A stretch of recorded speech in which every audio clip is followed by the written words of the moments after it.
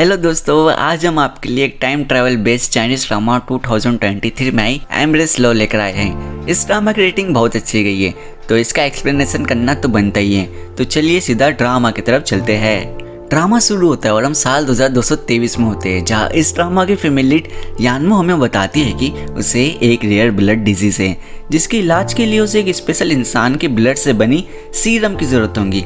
लेकिन काफ़ी ढूंढने के बाद उसे पता चलता है कि वो इंसान तो 200 साल पीछे है, यानी कि 2023 में है। यान अपने समय की बहुत बड़ी एक्टर और बहुत पैसे वाली होती है, इसलिए तो अपने साइंटिस्ट दोस्त से कहकर 2023 में जाने के लिए एक टाइम ट्रैवल मशीन बनवाती है। इतने में उसका दोस्त और उसका सेक्रेटरी सियाओ भी आ जाते हैं, जो बताते हैं कि आज ही उसे 2023 में जाना है और उसके साथ सियाओ भी जाएगा। यान का दोस्त उसे एक ब्रेसलेट देता है, जिससे कि यान उस इंसान का ब्लड उसमें ऑब्जर्व कर सके और उससे उसका सीरम बनवाया जा सके। और साथ ही उसे एक छोटी सी शीशी भी देता है और कहता है कि ज़रूरत पड़ने पे ये तुम्हें गायब होने में तुम्हारी मदद करेंगी। इसी के साथ दोनों टाइम ट्रैवल मशीन में घुस जाते हैं और वो 2023 की तरफ चल पड़ती है। यान को वो मशीन बताती है कि जिस इंसान की तरफ वो जा रही है उसका नाम गुयान है। वो एक बहुत ही जीनियस साइंटिस्ट है, लेकिन उसका बिहेवियर थोड़ा रूड है। इतने में वो मशीन गु के घर के सामने रुकती है, जहाँ यान धीरे से गु के घर में घुस जाती है और वो हॉल की सभी चीज़ों को देखने लगती है। एक चीज़ उसके हाथ से लगकर गिर जाती है, जिसकी वजह से सोरे गु की नींद टूट जाती है और वो बाहर आकर अपने घर में यान को देखता है और उससे पूछता है कि तुम कौन हो और यहाँ क्या कर रही हो। यान अचानक से उस पर हमला कर देती है और अपने ब्रेसलेट को उसके चेस्ट पर चिपका देती है, ताकि वो उसमें उसका ब्लड ऑब्जर्व कर सके। लेकिन उसका उल्टा ही हो जाता है, टाइम ट्रैवल रिवर्स होने लगता है और उसी रात की सुबह हो जाती है। यान ये सब देखकर गई थी कि ये क्या हुआ और मैं पीछे कैसे आ गई। और तब तक वहाँ सियाओ भी आ जाता है, जो बताता है कि आपने अचानक से ब्रेसलेट का यूज किया और वो भी उसके कपड़ों के ऊपर। इसी की वजह से टाइम पीछे हो गया। आपको ब्रेसलेट का यूज बहुत ही ध्यान से करना होगा। सबसे पहले आपको अपना हुलिया चेंज करना होगा। इस दिनों के हिसाब से आपको कपड़े और मेकअप करने होंगे। यान सियाओ के साथ जाकर खूब सारी शॉपिंग करती है और अपने मेकअप को भी ठीक कर लेती है। इधर हम देखते हैं कि गु टाइम का बड़ा पक्का इंसान है। वो सारे बड़े काम अपने सिस्टमैटिक तरीके से करता है। सुबह समय से उठकर नहा धोकर तैयार होकर वो ऑफिस के लिए निकल जाता है। ऑफिस में उसकी इन्वेस्टरों के साथ मीटिंग होती है, जहाँ गु का बिहेवियर बहुत ही ज़्यादा रूड होता है, जिसकी वजह से सभी लोग उससे नाराज़ होते हैं। मीटिंग ओवर होने के बाद गु अपने ऑफिस में बैठा रहता है और तभी उसके सबसे अच्छे दोस्त और उसके बिजनेस पार्टनर सुयू की एंट्री होती है, जो कि गु से नाराज रहता है क्योंकि उसने भी इन्वेस्टरों के साथ अच्छा बिहेवियर नहीं किया था। गु उसे प्यार से कहता है कि जब तक तुम मेरे साथ हो मुझे इन सब चीज़ों की चिंता करने की कोई ज़रूरत नहीं है। और इसे सुनते ही सुयू का भी मूड थोड़ा ठंडा हो जाता है। अब हमें नेक्स्ट सीन में दिखाया जाता है कि यान और सियाओ गु के रूम के बाहर आते हैं। यान सियाओ से चाबी के बारे में पूछती है, तो सियाओ बताता है कि आपको शायद पता नहीं, लेकिन आपका ब्रेसलेट ही काफ़ी तालों की चाबी है। ये सुनते ही यान अपने ब्रेसलेट से गु का दरवाज़ा खोलकर रूम में चली जाती है। अंदर जाने के बाद वो देखते हैं कि गु आराम से सो रहा होता है, तो यान उसके ब्लैंकेट को हटाती है और उसके कपड़ों को काटने लगती है, ताकि वो ब्रेसलेट से ब्लड को कलेक्ट कर सके। इतने में गु की नींद खुल जाती है और वो दोनों एक दूसरे की तरफ देखकर चिल्लाने लगते हैं। गु से पूछता है कि तुम कौन हो और ये क्या कर रही थी, जिस पर यान कहते कि मैं आपकी बहुत बड़ी फैन हूँ और मैं बस आपसे मिलना चाहती थी। गु कहते कि अगर तुम मेरी इतनी बड़ी फैन हो तो बताओ लास्ट वीक जो मैंने मीटिंग की थी मैंने उसमें कौन से कलर के कपड़े पहने थे। यान कहते कि कलर जो भी हो, लेकिन आप तो हमेशा की तरह सुंदर ही लग रहे थे। जिस पर गु कहता है कि यही तो तुम्हारा झूठ पकड़ा गया, मैंने लास्ट वीक कोई मीटिंग की ही नहीं थी। इसके बाद यान कहती है कि लगता है कि मैं नींद में गलती से तुम्हारे रूम में आ गई, अच्छा मैं चलती हूँ। और तभी पीछे से गु उसे रोकता है और वो दोनों एक दूसरे से लड़ने लगते हैं। लड़ते लड़ते गु रूम से बाहर जाकर गिरता है और उसके ऊपर यान गिरती है और यान से गलती से गु के चेस्ट पर किस हो जाती है और वो दोनों एक दूसरे को देखकर एम्बैरेंस फील करते हैं और वो अपने अपने रूम में चले जाते हैं। अगले दिन जब गु ऑफिस में जाता है तो वहाँ का सारा स्टाफ आपस में बात कर रहा होता है कि कल रात गु के साथ एक लड़की थी और शायद वो उसकी गर्लफ्रेंड है। और तभी सू गु के ऑफिस में आता है और कहते हैं कि क्या ये खबर सही है कि तुम्हारी कोई गर्लफ्रेंड है, जिस पर गु कहता है कि नहीं, ऐसी कोई बात नहीं है। दूसरी तरफ सियाओ यान को बताता है कि गु के ऑफिस में एक सेक्रेटरी की जॉब की रिक्वायरमेंट आई है, जिससे कि तुम हमेशा गु के पास ही रह सकती हो। इसलिए यान उस जॉब के लिए अप्लाई करती है और एग्ज़ाम को भी पास कर लेती है। लेकिन जब गु को पता चलता है कि वो लड़की कोई और नहीं बल्कि यान है, तो उसे अपने ऑफिस में रखने से मना कर देता है और उसे बाहर निकाल देता है। तभी हम देखते हैं कि गु ऑफिस से बाहर एक कैफे में कॉफी पी रहा होता है और यान भी उसका पीछा करते हुए गु के पास आ जाती है, जहाँ हम देखते हैं कि एक आदमी एक लड़की की वीडियो बना रहा होता है। जहाँ वो दोनों देखते हैं कि एक आदमी एक लड़की की वीडियो बना रहा होता है, जिसे गु रोकता है, लेकिन वो आदमी वहाँ से भाग जाता है। गु और यान दोनों उसका पीछा करने लगते हैं, जहाँ यान उस आदमी को पकड़ लेती है और उसे खूब पीटती है। और तब तक वहाँ पर गु भी पहुँच जाता है और इसी बीच दोनों में अच्छी खासी बातें हो जाती हैं। गु अपने जिम में एक्सरसाइज कर रहा होता है और वो तभी यान के बारे में सोचता है और कहता है कि यान एक अच्छी लड़की है। और अगले दिन हम देखते हैं कि यान को गु के ऑफिस से फोन आता है कि उसे सेक्रेटरी की जॉब मिल गई है और जिसे सुनते दोनों भी बहुत ज्यादा खुश हो जाते हैं। अगली सुबह यान तैयार होकर ऑफिस जाती है, जहाँ गु उसे एक फाइल देता है और कहता है कि इसे तुम शाम तक कंप्लीट कर देना और साथ में मेरा ऑफिस भी साफ कर देना। यान जब उस फाइल को खोलती है तो उसमें इतना सारा काम रहता है कि यान को तो देख के चक्कर ही आ जाता है, लेकिन वो सियाओ की मदद से उन सारे कामों को इतने जल्दी करती है कि सारे ऑफिस वाले और यहाँ तक कि गु भी उसका काम देखकर हैरान रह जाता है। गु फाइल में गलती निकालने की कोशिश करता है, लेकिन उसमें एक भी गलती उसे नजर नहीं आती और वो सोचता है कि इस लड़की ने इतने सारे काम को इतने जल्दी कैसे निपटा दिया। आगे हम देखते हैं कि गु अपने ऑफिस में ही सो रहा होता है और यान उसे कॉफी देने आती है और गु को सोता देख मौके का फायदा उठाना चाहती है और उसकी शर्ट का बटन खोलने लगती है, लेकिन तभी गु की नींद वहाँ खुल जाती है और वह उल्टा यान का हाथ सोफे पे दबा देता है। इतनी देर में वह सो जाता है और कहता है कि ये तुम दोनों क्या कर रहे हो, और जिस पर यान कहती है कि मैं तो सिर्फ इन्हें कॉफी देने आई थी। और गु कॉफी पीने लगता है और कहते हैं कि हाँ ये तो सिर्फ मुझे कॉफी देने आई थी और कॉफी बहुत अच्छी है। यान वहाँ से चली जाती है और तब सू कहते कि क्या ये वही लड़की है जो उस दिन तुम्हारे साथ होटल में थी, और क्या ये सच में तुम्हारी गर्लफ्रेंड है? जिस पर गु कहते हैं कि नहीं ऐसी कोई बात नहीं है।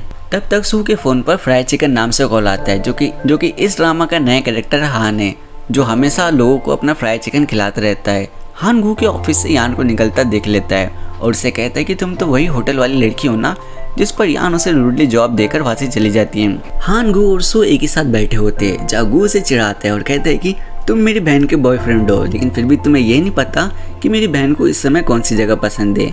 जिस पर गुस्सा होकर हान वहाँ से चला जाता है और कहता है कि तुम मुझे परेशान करना चाहते हो ना, अब मैं तुम्हें मजा चखाता हूँ। और वो वहाँ से जाकर यान से मिलता है और कहता है कि अगर तुम चाहते हो कि गु तुमसे इम्प्रेस हो तो तुम्हें उसे शराब पिलानी चाहिए, क्योंकि शराब पीने के बाद गु अपने होश में नहीं रहता। सारे ऑफिस वाले पार्टी करने जाते हैं और कहते हैं कि गु फिर से आज पार्टी में नहीं आएगा, क्योंकि वो कभी पार्टी में नहीं आता। जिस पर यान कहती है कि मैं वादा करती हूँ कि मैं उसे 15 मिनट में यहाँ बुला लूंगी। और वो ये कह के गु को फोन करती है और कहती है कि 15 मिनट में जल्दी से पार्टी में आ जाओ, वरना मैं उस रात वाली बात सबको बता दूंगी। ये सुनते ही गु जल्दी से सारे अपने काम छोड़कर पार्टी में आ जाता है, जहाँ पर यान गु को ड्रिंक ऑफर करती है, लेकिन गु उसे पीने से मना कर देता है। जिस पर यान कहती है कि पीते हो या नहीं, वरना मैं उस रात वाली बात सबको बताओ। ये सुनते ही गु जल्दी से ड्रिंक करने लगता है और गु यान को भी ड्रिंक करने के लिए कहता है। गु कुछ ज्यादा ही ड्रिंक कर लेता है, जिससे यान अपने कंधे पर लेकर उसके घर जाती है, जहाँ गु को यान उसके बेड पर गिरा देती है। दीवार से लड़ने की वजह से गु के नाक से खून आता है, जिसे यान साफ करती है और मौके का फायदा उठाते हुए ब्रेसलेट से आखिरकार गु का खून कलेक्ट कर लेती है। और जब वो अपने ब्रेसलेट को सिस्टम में लगाती है ताकि वो गु के ब्लड से सीरम बना सके, लेकिन सिस्टम में वो प्रोसेस फेल बताता है। जिस पर सियाओ कहते हैं कि शायद इस ब्लड में उसके इमोशंस नहीं है, इसलिए सिस्टम ने ये प्रोसेस फेल कर दिया। इस बात से दुखी यान कहती है कि उस पत्थर दिल इंसान के अंदर इमोशंस कहाँ से लाए। जिस पर सियाओ कहता है कि कोई ना कोई तो ऐसा होगा जिसके लिए उसके इमोशंस होंगे। यान गु की मेमोरीज देखती है, जिसमें गु ने एक लड़की की जान बचाई थी। यान सोचती है कि हमें उस लड़की से गु को मिलवाना चाहिए, जिससे कि उसके इमोशंस बाहर आएंगे। दूसरी तरफ हम देखते हैं कि सू यान के बारे में पता करवाता है, जिससे कि एक आदमी आकर उसे बताता है कि यान ने हमें जो भी इन्फॉर्मेशन दी है वो सारी गलत है और यहाँ पर उसे कोई भी नहीं जानता। सू सीधा गु के ऑफिस में जाता है, जहाँ यान भी मौजूद रहती है। सू यान को रोककर पूछता है कि तुमने अपने बारे में जो भी इन्फॉर्मेशन दी है वो सारी झूठी है, अब तुम हमें सच बताओगी कि तुम ऐसा क्यों कर रही हो। इस बात से घबराकर कि अब तो मेरा राज खुल गया, यान जल्दी से वो शीशी पी लेती है और गायब हो जाती है, और उसके साथ वे दोनों भी गायब होकर टाइम में रिवर्स हो जाते हैं और उसी दिन के सुबह पहुंच जाते हैं। और ये देखकर यान कहती है कि चलो ठीक है, टाइम रिवर्स हो गया, अब मैं उस सिचुएशंस को संभाल लूंगी। ऑफिस में यान छिपकर गु का इंतजार कर रही होती है कि तब तक पीछे से गु उसके पास आता है और कहता है कि ये तुम क्या कर रही हो, यान कहती है कि कुछ नहीं और वो उसे चकमा देके वहाँ से चली जाती है। इतनी देर में वहाँ पे सू आता है और गू को एक म्यूजिक कॉन्सर्ट का टिकट देता है। कॉन्सर्ट वाली जगह पर यान भी पहुँच जाती है, जहाँ उसे पता चलता है कि मौसम खराब होने की वजह से कॉन्सर्ट कैंसिल हो गया है और वहाँ बारिश होने लगती है। और तभी वहाँ गू भी आता है और अपने छाते के नीचे यान को ले लेता है। और तभी हमें वो सीन दिखाया जाता है जो कि यान ने गू की मेमोरीज में देखा था उस लड़की को बचाते हुए। लेकिन इस समय वहाँ पर यान होती है। यान कहती है कि ये तो मैंने पूरा पास्ट ही चेंज कर दिया। नेक्स्ट सीन में हम देखते हैं कि उधर 2223 में यान का दोस्त लूफी कहता है कि यान बार बार टाइम रिवर्स कर रही है और उसे ये नहीं पता कि सिर्फ उसके पास 1 साल का टाइम है और उसने इतने ही जल्दी 2 महीने वेस्ट कर दिए हैं। मुझे यान के पास टाइम ट्रेवल करके जाना पड़ेगा ताकि मैं उसकी मदद कर सकूं। और वो भी टाइम ट्रेवल करके उसके पास आ जाता है। बारिश में भीगने की वजह से यान की तबीयत बहुत ज्यादा खराब होती है और वो सोई रहती है। और तभी वो अचानक लूफी को देखकर उठ जाती है। तब लूफी सारी बातें यान को बताता है और कहता है कि अगर मैं यहाँ नहीं आता तो तुम इसी ही तरह अपना टाइम बर्बाद करती और तुम यहीं पर ही गायब हो जाती, फिर तुम कभी 2223 में वापस नहीं जा पाती। लूफी कहता है कि मैं उस लड़की को अप्रोच करूंगा जिसे तुमने गू के मेमोस में देखा था।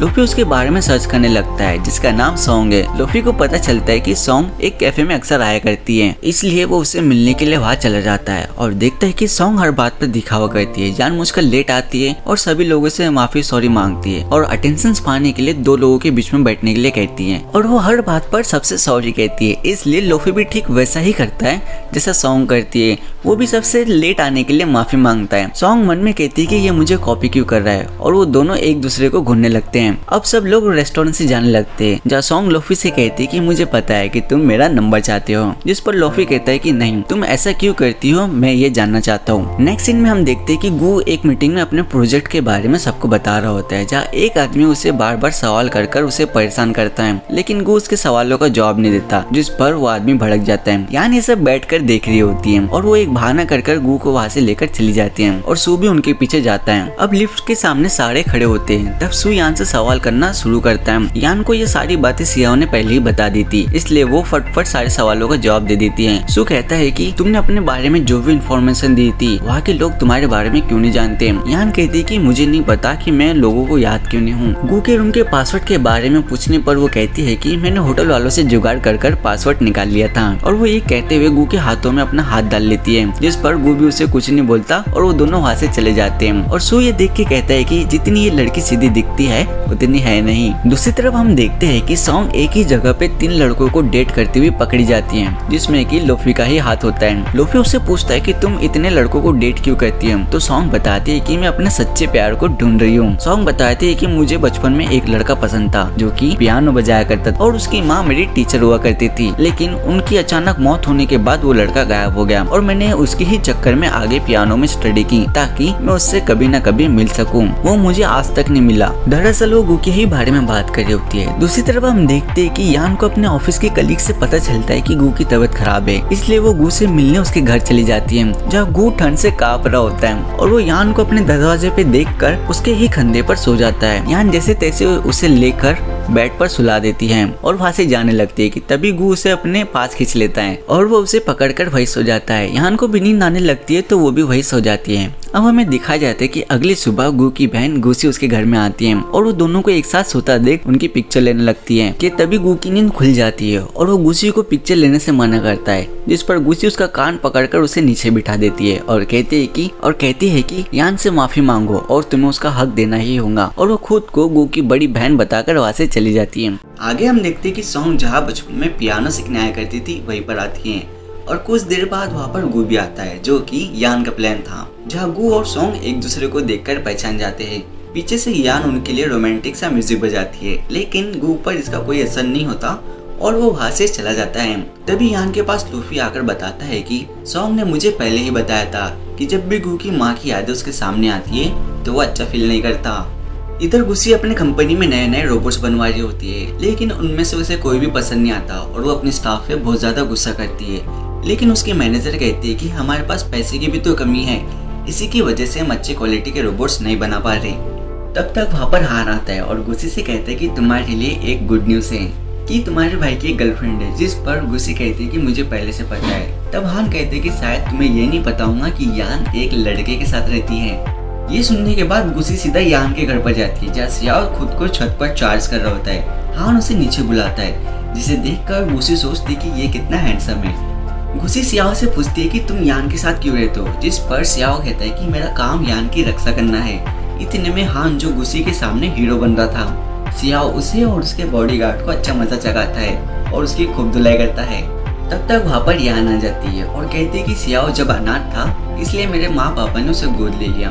ये सुनने के बाद गुसी थोड़ी इमोशनल हो जाती है और कहती है कि तब तुम्हारा मेरे भाई के साथ क्या रिश्ता है। जिस पर यान कहती कि मैं उसकी बहुत बड़ी फैन हूँ और मैं उससे बहुत ज़्यादा प्यार करती हूँ, मैं उसके आसपास रहना चाहती हूँ। ये सुनकर गुसी खुश हो जाती है और यान से कहती कि मैं तुम्हारी मदद करूँगी। नेक्स्ट सीन में हम देखते हैं कि गुसी गु यान के घर आती है और कहती है कि मैंने तुम्हारे लिए एक मेड हायर की है। वो मेड कोई और नहीं बल्कि यान होती है, जिसे देखकर गु कहते हैं कि ये मेरी मेड कैसे हो सकती है। गुसी कहती है कि अब तो मैंने इसे काम पर रख लिया है और तुम भी इसका अच्छे से ख्याल रखना। गुसी गु से यान के लिए कॉफी बनाने के लिए कहती है और उसे फल खिलाने को भी कहती है। और हमारा गु, जो कि गुस्से में था, वो अपनी बहन की वजह से सारा काम कर रहा होता है। इसके बाद गुसी उन्हें गुड लक करके वहाँ से चली जाती है। आगे हम देखते हैं कि गु ऑफिस से आते वक्त सोच रहा होता है कि यान ने मेरे लिए अच्छी अच्छी डिशेज बनाई होंगी, लेकिन यहाँ तो मामला उल्टा ही होता है क्योंकि यान को कुकिंग आती ही नहीं है और वो खुद गु से खाना बनाने के लिए कहती है। इसके बाद दोनों मिलकर डंपिंग तैयार करते हैं और साथ में बैठ के खाते हैं। आगे हम देखते हैं कि यान गु के स्टडी रूम की सफाई कर रही होती है और तभी उसे एक औरत की तस्वीर मिलती है। यान के हाथ से वो फोटो लेकर गु कहते हैं कि तुम्हें स्टडी रूम की सफाई करने की कोई जरूरत नहीं है और वो वहाँ से चला जाता है। यान गुसी को फोन करके उस फोटो के बारे में पूछती है। गुसी उसे बताती है कि वो हमारी माँ की तस्वीर है, जो कि गु हमेशा अपने पास ही रखता है। इधर गु अपनी माँ को मिस कर रहा होता है और फिर वो एक्सरसाइज करने लगता है। इसके बाद हम देखते हैं कि गु से किसी तरह वो तस्वीर गुम हो जाती है। गु पूरे घर में उस तस्वीर को ढूंढता है, लेकिन काफी ढूंढने के बाद उसे वो तस्वीर नहीं मिलती, तो अपने माँ के पियानो के पास जाकर बैठ जाता है। गु को इस तरह परेशान देख यान उसकी माँ की तस्वीर को ढूंढने लगती है, यहाँ तक कि वो घर के कूड़े को खोलकर भी ढूंढने लगती है। आखिर में उसे गु की माँ की तस्वीर मिल जाती है और वो भागते हुए जाके डायरेक्ट गु के पास उसकी माँ की तस्वीर दे देती है, जिसे देखकर गु बहुत ज्यादा खुश हो जाता है। इसके बाद हम देखते हैं कि यान गु को रॉक क्लाइंब पे जाने के लिए कहती है, लेकिन गु जब उसे मना करता है तो वो उससे बहुत ही प्यारी प्यारी बातें करती है, जिससे गु मान जाता है। अगले दिन दोनों पहाड़ों के लिए निकल जाते हैं, तो वहाँ पर लूफी भी रहता है, जिसे यान गु को अपना बचपन का दोस्त बताती है। गु उसे देखकर बहुत ज्यादा खुश नहीं होता और वहाँ थोड़ी देर के बाद सॉन्ग भी आ जाती है, जो कि यान का प्लान था ताकि सॉन्ग और गु एक साथ टाइम स्पेंड कर सकें। फिर चारों निकल पड़ते हैं, जहाँ रास्ते में सॉन्ग अपना नाटक जारी रखती है और अपने हिल्स को तोड़ देती है और वो गु से मदद मांगती है, लेकिन गु लूफी को मदद करने के लिए कहता है। सॉन्ग के इशारे पर लूफी भी तबीयत खराब होने का नाटक करके वहाँ से चला जाता है। तब यान सॉन्ग को सहारा देते हुए दोनों एक साथ पहाड़ पर जाते हैं और कुछ देर बाद यान गु को एक रूम में जाने के लिए कहती है, जिसे देख गु सोचता है कि क्या यान मुझे प्रपोज करने वाली है। ये सोचते हुए खुशी खुशी रूम के अंदर चला जाता है और थोड़ी देर बाद उस रूम में सॉन्ग को देखकर वो चौंक जाता है और कहता है कि आखिरकार ये लड़की करना क्या चाहती है और उसने सॉन्ग को इस रूम में क्यों भेजा। इधर बाहर खड़े होकर यान और लूफी बातें कर रहे होते कि एक साथ रूम में रहने की वजह से दोनों के अंदर फीलिंग्स आएंगी, लेकिन इसका उल्टा ही हो जाता है। जिस फूलों से रूम को सजाया गया था उसी फूलों की वजह से सॉन्ग को एलर्जी हो जाती है और लूफी उसे लेकर हॉस्पिटल चला जाता है। अगले सीन में हम देखते हैं कि यान गु के अंदर फीलिंग्स लाने के लिए अलग अलग लव बुक्स पढ़ रही होती है, जिसे देखकर गु को लगता है कि यान ये सब उसके लिए कर रही होती है। फिर एक दिन यान गु को ड्रामा देखने के लिए कहती है और जब उस ड्रामा में एक किसिंग सीन आता है तो यान गु को कहती है कि इसे तुम ध्यान से देखो, इसे देखने के बाद तुम्हारे अंदर फीलिंग्स आएंगी। गु मन ही मन में सोच रहा होता है कि आखिर यान मुझसे कहना क्या चाहती है और फिर गु अचानक से यान को किस कर लेता है, जिससे यान चौंक जाती है और उसे थप्पड़ मारकर वहाँ से भाग जाती है। यान ये सारी बातें सियाओ को बताती है।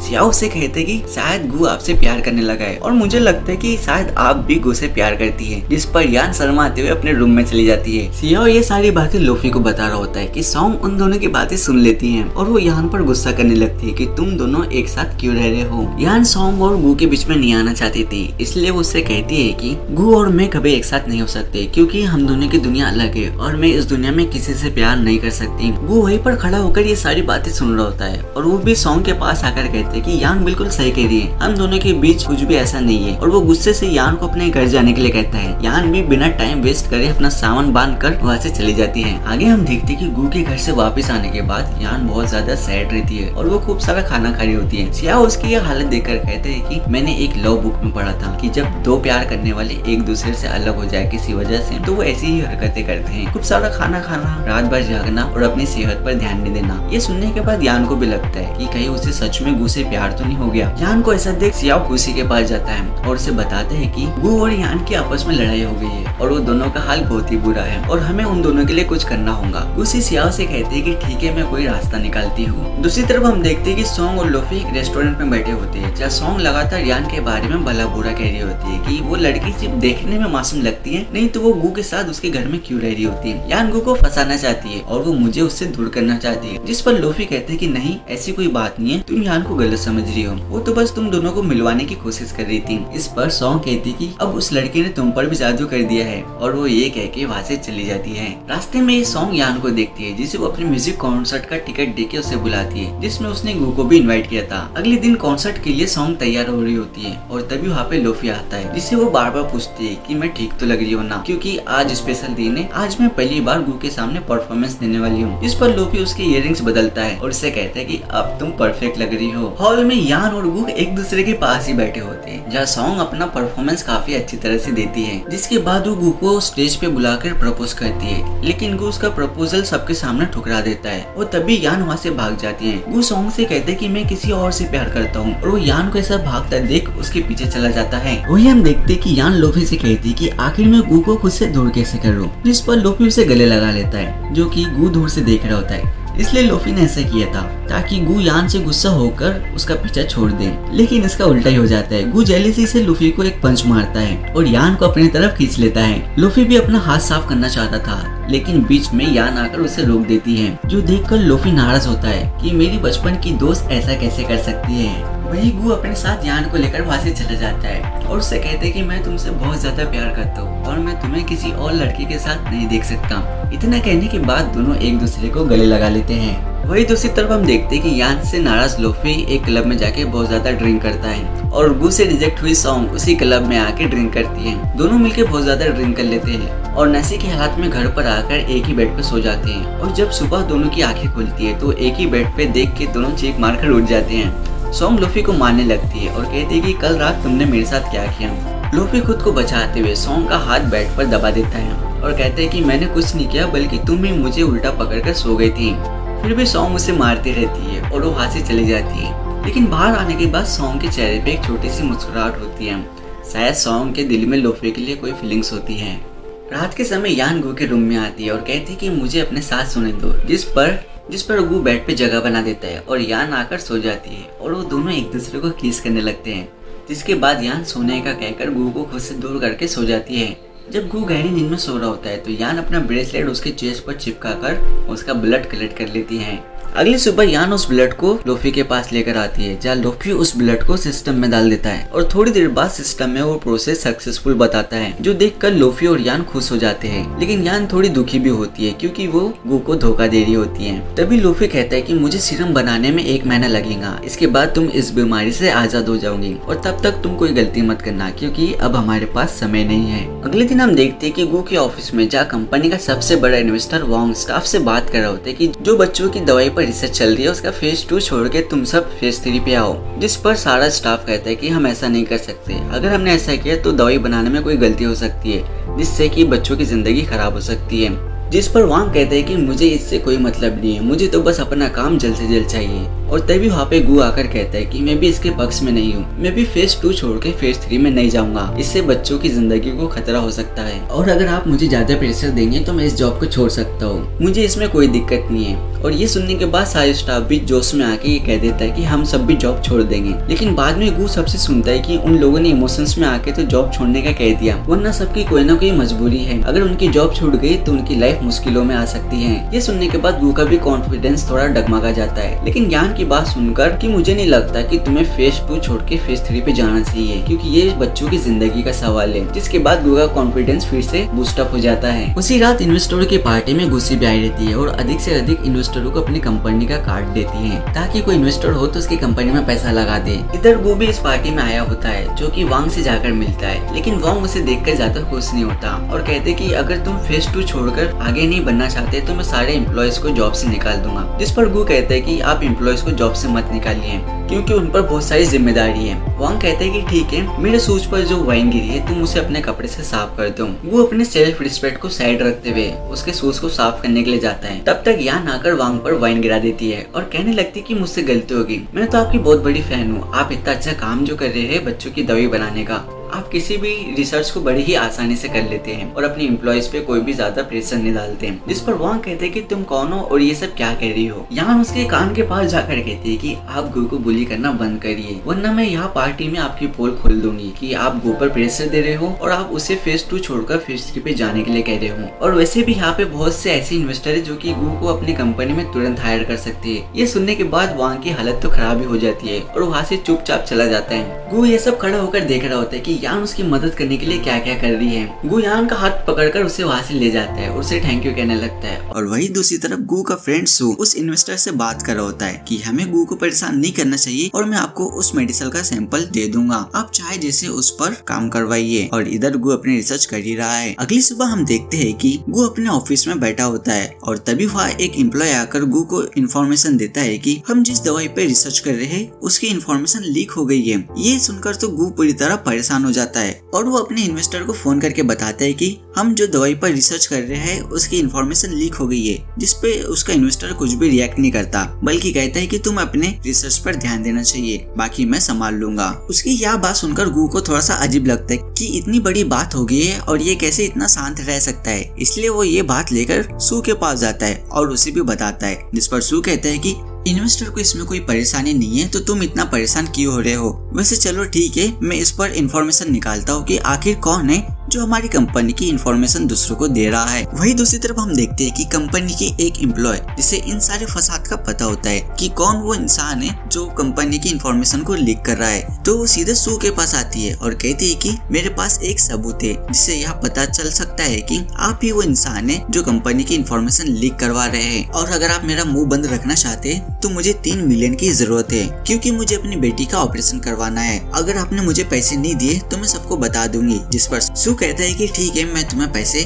दे दूंगा, लेकिन तुम्हें उसके बदले में ये खबर फैलानी होगी कि यान ही है जो कंपनी की इंफॉर्मेशन लीक कर रही है। सू चाहता है कि यान का नाम बदनाम हो। सू को पता चलता है कि यान ने एक झूठी आईडी से यहाँ पे जॉब ली हुई है। वो आईडी किसी और औरत के नाम की है जो कि यान यूज कर रही है। नेक्स्ट सीन में हम देखते हैं कि सॉन्ग लूफी के साथ कॉफी पीने आई हुई होती है, जहाँ उसकी सेक्रेटरी उसे आकर एक फाइल देती है जिसमें यान की सारी इंफॉर्मेशन होती है कि वो एक झूठी आईडी के साथ रह रही है। इसके बारे में जब लूफी को पता चलता है तो वो कुछ नहीं बोलता, शांति से उसकी बात सुनता रहता है। सॉन्ग तय करती है कि वो गु को यान से सारी जुड़ी बातें बता देंगी, इसलिए वो गु को मिलने के लिए एक कैफे में बुलाती है। जब गु सॉन्ग से मिलने के लिए आता है तो सॉन्ग उसे सारी इंफॉर्मेशन दिखाती है और कहती है कि इंफॉर्मेशन निकलवाना चाहती थी, इसलिए वह फेक आईडी से तुम्हारे ऑफिस में एंटर हुई थी। लेकिन वो उसकी कोई भी बात नहीं मानता। इतने में वहाँ पर लूफी आकर उस फाइल और सॉन्ग को वहाँ से लेकर बाहर चला जाता है, जहाँ पर वो उस फाइल को फाड़ देता है और डस्टबिन में फेंक देता है, जिसे देखकर सॉन्ग उसे मारने लगती है और कहती है कि क्या तुम यान को इतना पसंद करते हो कि तुम उसकी फेक आईडी की बात जानते हुए भी छिपा रहे हो। ये कहते हुए वो दोनों लड़ते हुए वहाँ से चले जाते हैं। दूसरी तरफ गु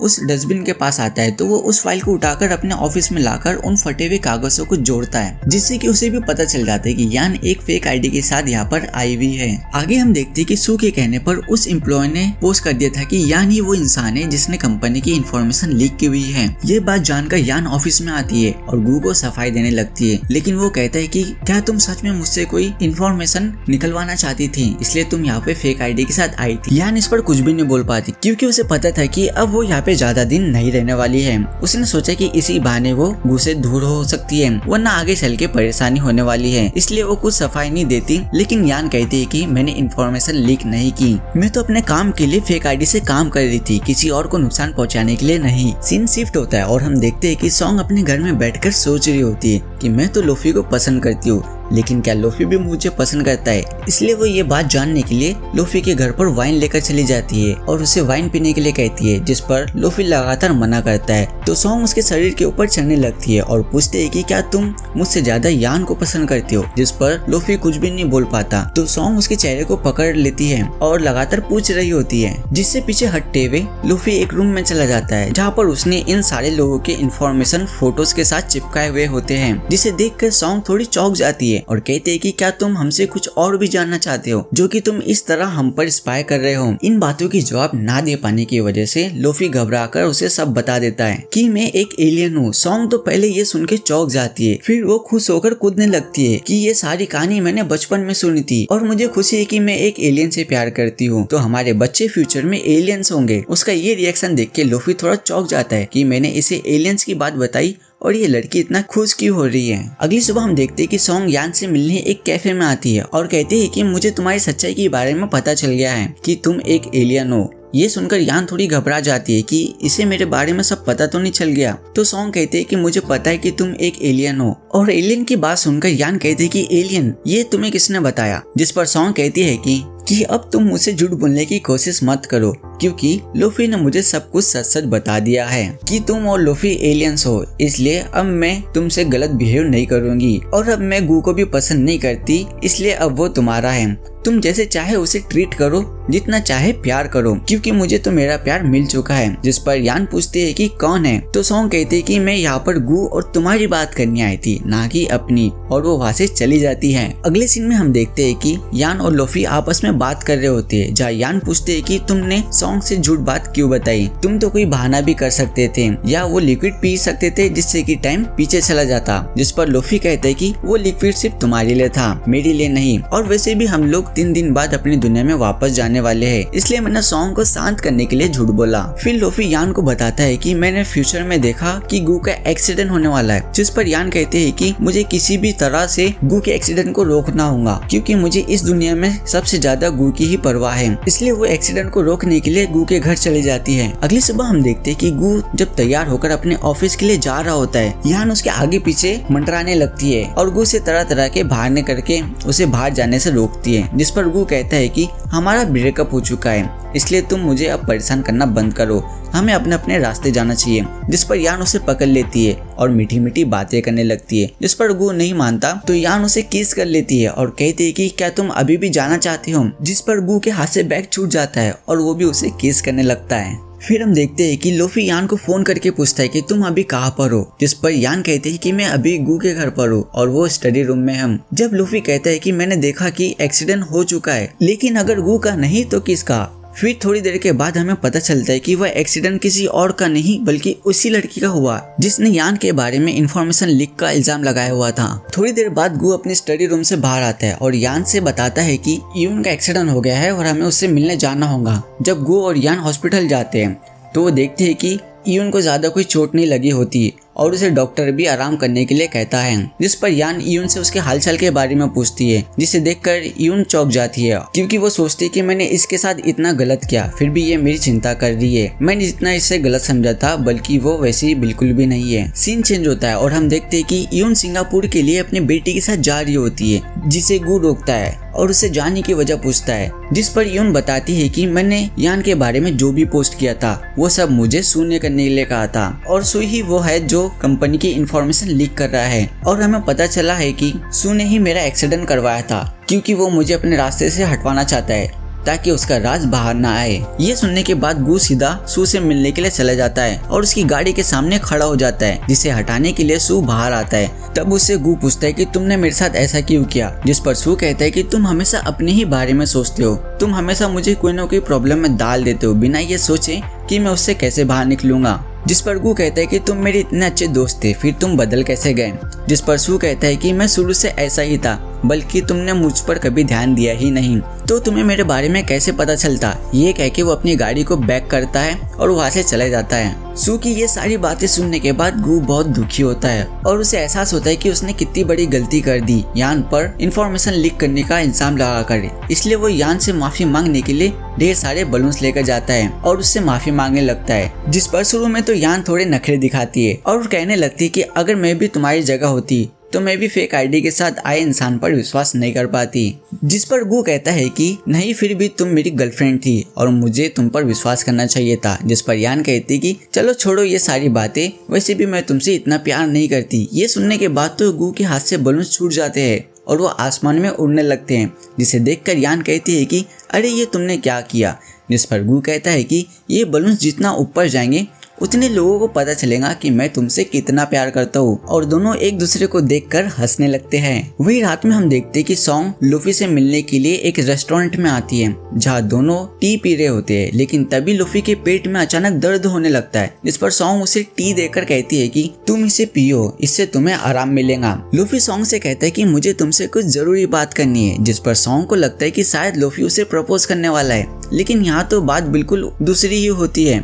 लूफी उसे बताता है कि मैं कल अपनी दुनिया में वापस जा रहा हूँ, जो सुनने के बाद तो सॉन्ग के हाथ से कप छूट जाता है और वो नीचे गिर जाता है, जिसे उठाने के लिए सॉन्ग नीचे बैठती है और जोर जोर से रोने लगती है, जिसे देख के लूफी कहता है कि प्लीज तुम रो मत, वैसे भी हमें एक ना एक दिन अलग होना ही था। ये कह के लूफी वहाँ से जाने लगता है, जिस पर सॉन्ग उसे रोक लेती है और उसे किस करने लगती है, जिसके बाद लूफी भी खुद को रोक नहीं पाता और वो दोनों एक दूसरे को किस करने लगते हैं। अगली सुबह हम देखते हैं कि लूफी अपने फ्यूचर मशीन में देखता है कि आज के दिन गू का मर्डर होने वाला है। वही दूसरी तरफ यान भी अपने सपने में वही देखती है और वो घबराकर उठ जाती है और सीधे लूफी के पास आकर उससे कहती है कि मुझे अपनी फ्यूचर मशीन दिखाओ, क्योंकि मैंने एक सपना देखा जिसमें कि गू का मर्डर होने वाला है। मुझे इस दुनिया में सबसे ज्यादा गू से प्यार है और मैं उसे किसी भी हाल में बचाना चाहती हूँ। जिस पर लूफी उसे समझाता है और शांत करने की कोशिश करता है और उसे झूठ कहता है कि तुम ये सारी बातें स्ट्रेस के कारण सोच रही हो, क्योंकि तुम गू को छोड़कर जाना नहीं चाहती। लेकिन आज हमारा इस दुनिया में आखिरी दिन है और टाइम मशीन भी तैयार है, इसलिए अब हमें यहाँ से जाना होगा। जिस पर यान कहती कि मैंने अभी तक गू को अपने बारे में कुछ भी सच नहीं बताया, फिर मैं यहाँ से कैसे जा सकती हूँ। जिस पर लूफी कहता है कि कभी कभी सच्चाई नहीं बताना ही एक दूसरे के लिए अच्छा होता है, और वो दोनों अपनी अपनी दुनिया में जाने के लिए तैयार हो रहे होते। और तभी लूफी खुद को रोक नहीं पाता और वो गू की मर्डर की बात यान को बता देता है। और जैसे ही यान को पता चलता है कि गू मरने वाला है, अब क्या था, यान एक पल भी नहीं रुकती और वो वहाँ से भागकर गू के पास जाने लगती है।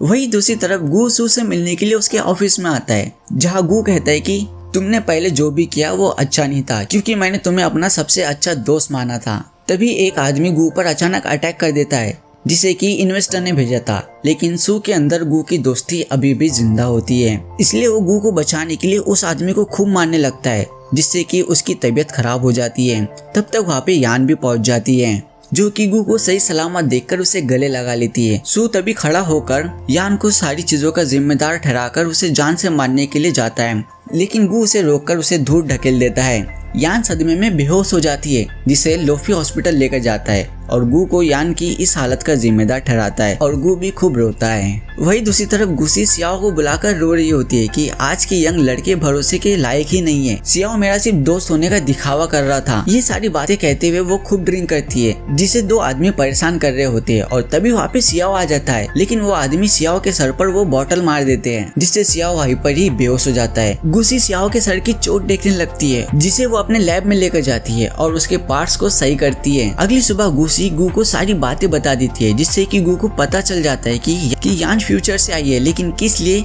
ये बात गू को पता नहीं होती। इतने में टाइम रिवर्स होने लगता है और 3 मंथ्स पीछे चला जाता है, जहाँ ऑफिस में यान को कोई भी नहीं पहचान रहा था, यहाँ तक कि गू भी नहीं। यान इस बात से बहुत परेशान होती है कि मैंने कोई भी पोर्शन नहीं पी, फिर टाइम कैसे रिवर्स हो सकता है। वही सियाओ भी इन 3 महीनों को बिल्कुल भूल गया था, जो कि एक रेस्टोरेंट में काम करता है, जहाँ यान ने भी काम करना शुरू कर दिया है। यान को अचानक याद आता है कि आज ही गू और सॉन्ग एक दूसरे से एक कॉन्सर्ट में मिलने वाले हैं, जिसे देखने के लिए यान भी उस कॉन्सर्ट में आ जाती है, जहाँ सॉन्ग फोटोज ले रही होती है। और तभी वो बैनर उसके ऊपर गिरता है, जिसे हमने पहले देखा हुआ था। गू सॉन्ग को बचा लेता है, जो देखकर यान का तो दिल टूट ही जाता है, क्योंकि अब गू सॉन्ग से प्यार करेगा, ना कि उससे। ये सोचते हुए वो बहुत दुखी होती है। तभी गू की नजर यान पे पड़ती है, जिसे रोता देखकर उसकी वजह पूछने के लिए आगे बढ़ता है। और वही सॉन्ग जो गू को देखकर पहचान जाती है कि ये वही लड़का है जो बचपन में पियानो बजाया करता था, और वो लगातार उसी के बारे में सोच कर मुस्कुरा रही होती है। यान घर पर आके खूब रोती है, क्योंकि वो गू को मिस कर रही होती है, जिसे देखकर सियाओ जान जाता है कि यान गू से प्यार करती है। वही हम देखते हैं कि यान को रोता देख लूफी भी टाइम ट्रेवल करके इस दुनिया में आ जाता है और वो सीधे सॉन्ग के कार के आगे गिरता है, जहाँ उसकी नाक से खून आने लगता है, जिसे देखकर सॉन्ग कार से उतरती है और उसका हाल पूछने लगती है। लेकिन लूफी वहाँ से भाग जाता है। सॉन्ग को ऐसा लगता है कि वो उससे पहले भी मिल चुकी है और वो इसी बारे में सोचती रहती है। नेक्स्ट सीन में हम देखते हैं कि यान गु के बारे में सोचते हुए जा रही होती है कि अपनी स्कूटी से सू की गाड़ी को टक्कर मार देती है और सू जब उसे देखने के लिए नीचे उतरता है तो सू को अपने सामने देख के उसे भला बुरा कहने लगती है कि तुम्हारी वजह से आज मेरी ये हालत है, अगर तुम उस दिन वैसा नहीं करते तो आज मैं गु के साथ होती। और वे ये कह के यान उसे लात मारकर वहाँ से चली जाती है।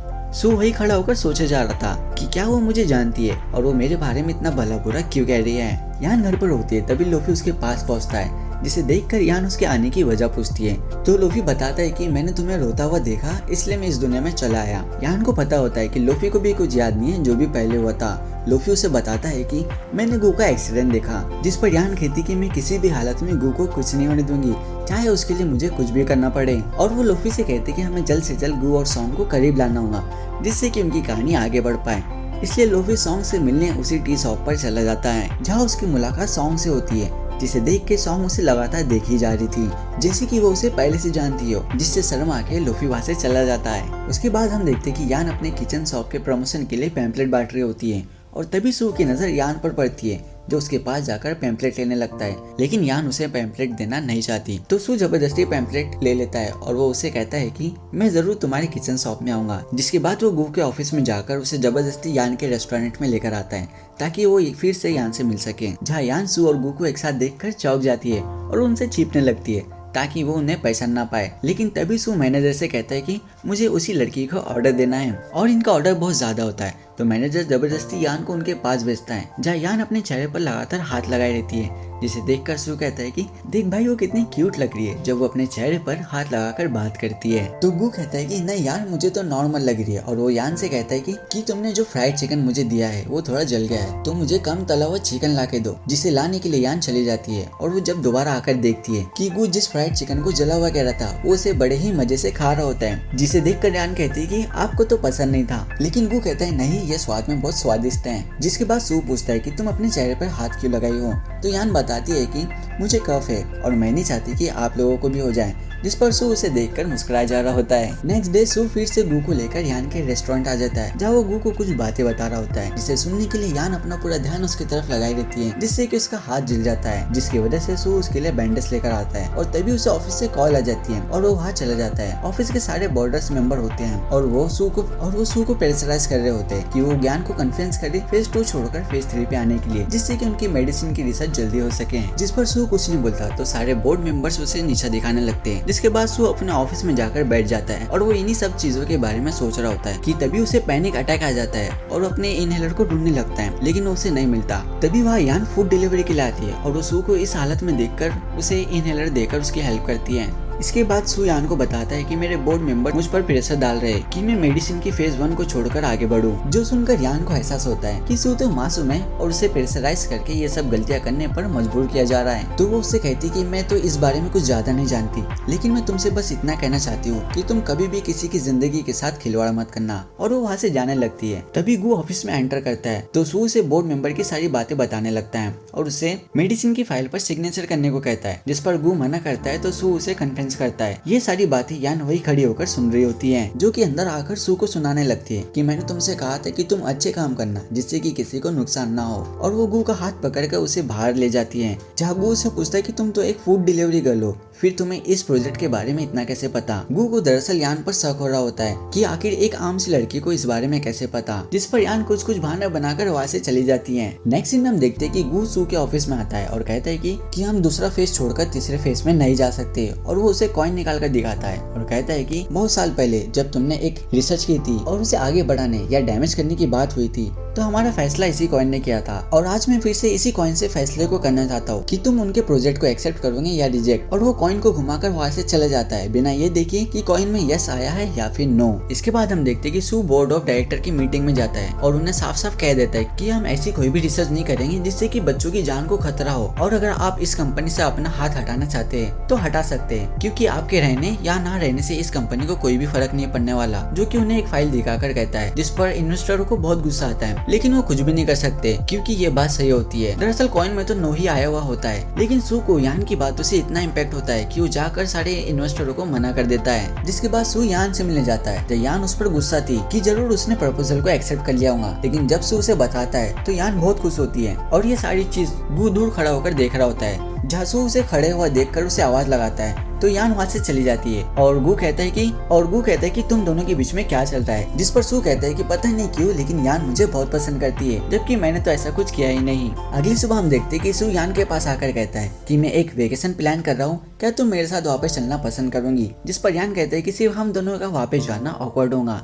इसलिए तुम अपने साथ किसी फ्रेंड को ले लो, जिस पर सू कहता है कि ठीक है मैं अपने फ्रेंड गू को ले लूंगा। यान कहते हैं कि किसी लड़की को भी ले लेना। तो सू सॉन्ग के बारे में बताता है और उसके बाद वो गू से मिलने चले जाता है, जहाँ पर गू वेकेशन में जाने के लिए मना कर रहा होता है और सू वापस आकर यान से कहता है कि गू जाने से मना कर रहा है। तभी सियाओ उसे बताता है कि गू अपनी बड़ी बहन की बात कभी नहीं टालता, इसलिए सू गूसी को फोन लगाकर उसे सारी बातें बताता है, जिस पर गूसी कहती है कि तुम चिंता मत करो, आगे मैं सब संभाल लूंगी। उसके बाद गूसी गू यान के ऑफिस में जाकर उसे वेकेशन पे जाने के लिए मनाने लगती है, लेकिन वो बार बार मना करता है। तो गूसी कहती है कि तुम्हें नहीं पता, अगर तुम नहीं जाओगे तो मैं रोज तुम्हारे ऑफिस में आकर बैठ जाया करूंगी, जिससे तंग आकर गू यान वेकेशन पे जाने के लिए मान जाता है। सीन आगे बढ़ता है और हम देखते हैं कि यान और सू वेकेशन पे जाने के लिए इंतजार कर रहे होते हैं। तभी सॉन्ग वहाँ पर आती है जो कि यान को देखकर चौंक जाती है कि ये भी हमारे साथ जाएंगी। तो यान आगे बढ़कर उससे हाथ मिलाती है और उसकी तारीफ करने लगती है कि आप बहुत सुंदर है और मैं आपकी बहुत बड़ी फैन हूँ। जिसके बाद वहाँ पे गू भी आ जाता है और चारों वेकेशन पे चले जाते हैं। होटल में जाने के बाद लड़कों के लिए अलग रूम और लड़कियों के लिए अलग रूम दिया जाता है और थोड़ी देर बाद वहाँ पे गूसी भी आ जाती है, जिसे एक अलग रूम दिया जाता है। स्विमिंग पूल में गू और सॉन्ग बातें कर रहे होते हैं तो सू लगातार यान की बातें करता है, जिस पर गू कहता है कि तुम्हें वो लड़की इतनी पसंद क्यों है। सू कहता है कि पता नहीं, लेकिन जब भी मैं उससे बातें करने की कोशिश करता हूँ तो वो मेरे बारे में बुरा ही सोचती है और इस बात के बारे में मुझे नहीं पता। दूसरी तरफ हम देखते हैं कि यान और सॉन्ग भी स्विमिंग पूल में बैठकर बातें कर रहे होते हैं, जहाँ यान सॉन्ग से कहती है कि तुम्हारी और गू की जोड़ी परफेक्ट है और सॉन्ग ये सारी बातें सुनकर खुश हो रही होती है। वही हम देखते हैं कि सॉन्ग गू को इम्प्रेस करने के लिए उसे अपने रूम में बुलाती है, लेकिन वो वहाँ से चला जाता है। तो दूसरी तरफ यान उस रूम में जाने से कतरा रही होती है, क्योंकि उसे पता होता है कि उस रूम में सॉन्ग और गू एक साथ होंगे। तो सू उसे ठंड में बाहर देखकर उसे अपनी जैकेट देकर कहता है कि तुम मेरे रूम में सो जाओ और मैं अपनी कार में सो जाऊंगा, और वो ये कह के उसे अपने रूम की चाबी देकर वहाँ से चला जाता है कि तुम मेरे रूम में सो जाओ और मैं कार में सो जाऊंगा, और वो ये कह के उसे अपने रूम की देकर वहाँ से चला जाता है। आगे हम देखते हैं कि लूफी यान को ढूंढते हुए उसके घर आता है, जहाँ सियाओ से बताता है कि यान और सभी लोग वेकेशन पे गए हैं। तो लूफी भी वहाँ जाने के लिए मुड़ता है। सियाओ उससे कहता है कि वो लोग कल वापस आ रहे हैं तो आप उन्हें पिकअप करने के लिए चले जाना, क्योंकि ऐसे जाना थोड़ा अजीब होगा। जिस पर लूफी कहता है कि हाँ तुम ठीक कह रहे हो, और फिर वो वहाँ से चला जाता है। अगली सुबह हम देखते हैं सॉन्ग से पीछा छुड़ा गू भी सू के साथ कार में सो जाता है, और वही लूफी भी सुबह सुबह आकर अपनी कार में आके सोया रहता है ताकि वो यान को अपने साथ वापस ले जा सके। तभी वह सॉन्ग जाकर उसके कार में जागती है तो लूफी होता है, उसे जगाकर कहती है कि क्या तुम मेरा पीछा करते हुए आए हो, अगर ऐसा है तो मैं यहाँ गू के साथ आई हूँ जो कि मुझे यहाँ पे छोड़ के पता नहीं कहाँ चला गया। लूफी उससे पूछता है कि आखिर तुम्हें छोड़कर वो कहाँ जा सकता है। तो सॉन्ग बताते हैं कि मैंने उसे यान के पास जाते हुए देखा। तो लूफी गुस्से में दौड़ते हुए यान के पास जाता है, जहाँ वो यान से बातें कर रहा होता है। लूफी बिना कुछ सोचे समझे गू को पंच मार देता है, तो यान गू को बचाने लगती है, जो देखकर लूफी बहुत गुस्सा होता है कि आखिर यान गू का साथ क्यों दे रही है, और वो वहाँ से चला जाता है। सॉन्ग ये सब देखकर समझती है कि गू और लूफी उसके लिए लड़ रहे हैं, तो वो लूफी को समझाने लगती है कि तुम प्लीज ऐसा बिल्कुल मत करो। लूफी उसे कुछ नहीं बता पाता कि आखिर वो ऐसा क्यों कर रहा है, लेकिन सॉन्ग अपने ही सोच में गुम रहती है और वो कहती है कि तुम इतने दूर मेरे लिए आए हो, इसलिए मैं अब तुम्हारे साथ ही वापस चलती हूँ, और वो जाकर उसकी गाड़ी में बैठ जाती है। दूसरी तरफ हम देखते हैं कि गू अपनी चोट पर देख रहा होता है कि यान कहती है कि मैं लूफी की तरफ से माफी मांग, जिस पर गू कहते हैं कि तुम तो उसे जानती भी नहीं, फिर क्यों तुम उसके लिए माफी मांग रही हो। तो यान कहती है कि नहीं, मैं उसे जानती हूँ, लेकिन मैं उसके और मेरे रिलेशन को समझा नहीं सकती। तभी सू आकर कहता है कि अब हमें चलना चाहिए, जिसके बाद हम देखते हैं कि यान पीछे की सीट पर बैठ रही होती है, तो गू भी उसके पास बैठ जाता है, जिसे देखकर हमारे मासूम सू को गुस्सा आता है। गू कहता है कि मैं VIP हूँ, इसलिए मैं पीछे ही बैठूंगा। फिर क्या था, सू भी उन दोनों के साथ पीछे ही बैठ जाता है। नेक्स्ट सीन में हम देखते हैं कि सारे बोर्ड मेंबर सू को बता रहे होते हैं कोई दूसरी कंपनी ने इस मेडिसिन पर रिसर्च पूरी कर चुकी है और वो दूसरी फेज को छोड़कर तीसरी फेज में चले गए हैं। ये सुनने के बाद सू चौंक जाता है और वो आकर अपने दोस्त गू से कहता है कि हमें भी दूसरे फेज को छोड़कर तीसरे फेज पे जाना ही होगा, तभी हम अपनी मेडिसिन पर रिसर्च कंप्लीट कर पाएंगे। जिस पर गू कहता है कि नहीं, हम ऐसा नहीं कर सकते। तो सू उस पर चिल्लाने लगता है और कहता है कि मैं इस कंपनी का CEO हूँ और मैं जो डिसीजन लूंगा तुम्हें वो करना ही होगा, और वो चिल्लाते हुए बाहर आ जाता है, जहाँ सारे एम्प्लॉयज पूछते हैं कि बॉस आखिर क्या हुआ। जिस पर सू कहता है कि मुझे जल्द से जल्द इस मेडिसिन पर रिसर्च चाहिए, और वो एक लड़की सियाओ जी और एक लड़की जेई को इस प्रोजेक्ट को दे देता है, जो जाकर गू से कहने लगती है कि हमें ये प्रोजेक्ट नहीं चाहिए था, लेकिन बॉस ने हमें ये प्रोजेक्ट सौंप कर हम पर बहुत ही बोझ डाल दिया है। जिस पर गू कहता है कि कोई नहीं, तुम अपना काम करो, और वो वहाँ से चला जाता है। नेक्स्ट सीन हम देखते हैं कि सियाओ जी इन सारे कामों के पीछे है, तो यान उसका पीछा करती है। सियाओ जी को गू अपने साथ कॉफी पर ले जाता है, जहाँ पर वो उससे इस मेडिसिन के बारे में कुछ बातें कर सके। वह भी यान इन दोनों का पीछा कर रही होती है। फिर सियाओ जी उस आदमी से मिलती है जो कि इन सारे कामों के पीछे देखा गया था। तो ये सब देखकर यान को पक्का यकीन हो जाता है कि कंपनी की इन्फॉर्मेशन लीक करने के पीछे इसी का हाथ है और वो ये सारी बातें जल्द से जल्द गू को बताना चाहती है। इसलिए यान गू के घर की तरफ चल पड़ती है। वही हम देखते कि सू गू के घर पर आता है और उसे सारी रिपोर्ट्स दिखाता है जो कि जेई और सियाओ जी ने बोर्ड मेंबर के सामने प्रेजेंट किया था, क्योंकि उन्हें लग रहा होता है कि अब तो सू उनके साइड है और वो इस मेडिसिन को आगे बढ़ाने में उनका साथ देगा। लेकिन दरअसल सू ये सब नाटक कर रहा होता है कि उसे पता चल जाए कि इसके पीछे कौन है और वो दोनों बैठकर इस बारे में बात कर रहे होते हैं कि ये सारी हरकतें सियाओ जी की है और हमें उसे कैसे सबक सिखाना है। कि तभी गू के घर की बेल बजती है और जब वो डोर खोलता है तो सामने यान होती है जो कि खींचकर उसे बाहर लाती है और सियाओ जी के बारे में सारी बातें बता रही होती है। तभी सू वहाँ आकर कहता है कि तुम्हें कंपनी की इतनी इंपॉर्टेंट इन्फॉर्मेशन के बारे में कैसे पता, जिस पर यान कहती है कि ये जरूरी नहीं है कि मुझे कैसे पता, बल्कि ये जरूरी है कि मुझे क्या पता है। और वो अभी कुछ बताने ही वाली होती है। सू कहता है कि जिस प्रॉब्लम के बारे में तुम बात कर रही हो वो सॉल्व हो गई है, जिसे सुनकर यान चौंक जाती है कि आखिर उन्होंने इतनी जल्दी प्रॉब्लम कैसे सॉल्व की। और इसी के साथ एमरेस लॉ का पार्ट 4 यही खत्म होता है। वीडियो अच्छी लगी तो लाइक करें और चैनल को सब्सक्राइब करना ना भूले। मिलते हैं आपसे नेक्स्ट पार्ट में।